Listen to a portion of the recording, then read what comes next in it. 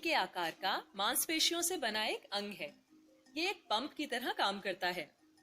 इस पंप से रक्त सारे शरीर में पहुंचता है और लौटकर वापस आता है। जाते समय ये ऑक्सीजन और अन्य पोषक तत्व लेकर जाता है और शरीर से वापस आते समय कार्बन डाइऑक्साइड लेकर वापस आता है।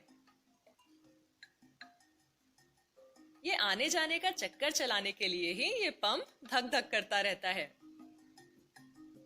हृदय के 4 हिस्से होते हैं, 2 दाएं और 2 बाएं, या 2 ऊपर और 2 नीचे।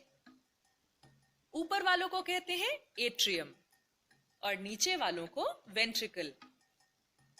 तो ये हुआ बायां एट्रियम और ये दायां एट्रियम। तो नीचे वालों के नाम क्या होंगे? बिल्कुल सही, बायां वेंट्रिकल और दायां वेंट्रिकल।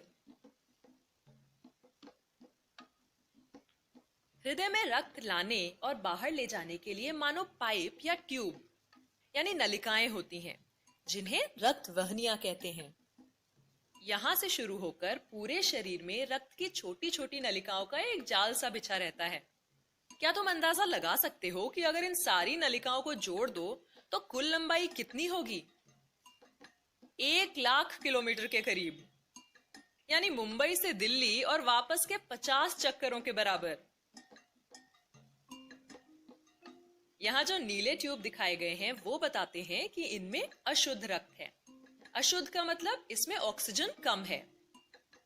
और शरीर के ऊपरी हिस्से यानी सर और भुजाओं से रक्त यहाँ ऊपरी ट्यूब पर आता है और पेट, पांव इत्यादि निचले अंगों से इस निचली ट्यूब में आता है। दोनों मिलकर इस दाएं एट्रियम में कम ऑक्सीजन वाला रक्त छोड़ते हैं।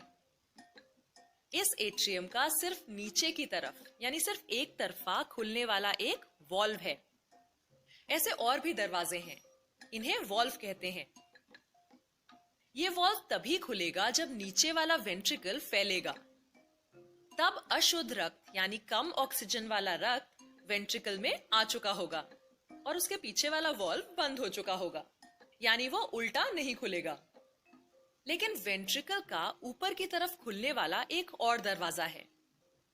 जब ये वेंट्रिकल सिकुड़ेंगे तब जैसे एक पाउच को दबाने से अंदर का द्रव या पेस्ट बाहर निकलता है, वैसे ही यहाँ रक्त इन बाईं और दाईं ओर से नीली ट्यूब से बाहर चला जाएगा। लेकिन ये बाहर जाके आखिर जाएगा कहाँ? बाकी शरीर में नहीं, बल्कि फेफड़ों में। एक नीली नलिका दाएं फेफड़े में रक्त ले जाएगी और दूसरी बाएं फेफड़े में। फेफड़ों में छोटी छोटी नलिकाएं होती हैं, जहां इस अशुद्ध रक्त की मुलाकात ऑक्सीजन से भरपूर हवा से होगी। ये वो हवा है जो हम जब सांस लेते हैं तब अंदर आती है। अब ये रक्त लाल हो जाएगा क्योंकि अब इसमें ऑक्सीजन आ चुका है। ये लाल रक्त फेफड़ों से एक बार फिर हृदय की तरफ जाएगा और हृदय में बाएं एट्रियम में अंदर आएगा। यहाँ पर भी एक तरफा खुलने वाला एक वॉल्व है।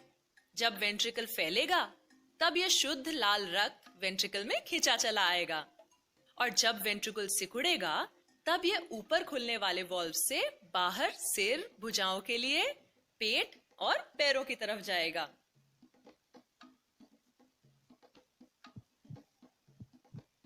हृदय का सिकुड़ना और सामान्य हो जाना एक धक धक यानी एक धड़कन बनाता है और ये धक धक चलती रहती है। रक्त शरीर भर में पहुंचता रहता है और लौटकर वापस आता रहता है।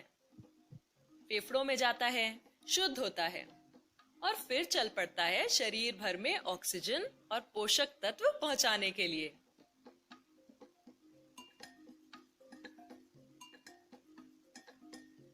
शरीर से वापस आता है कार्बन डाइऑक्साइड लेकर, जिसे छोड़ देता है फेफड़ों में। तो ये थी कहानी हमारे रक्त परिसंचरण तंत्र की।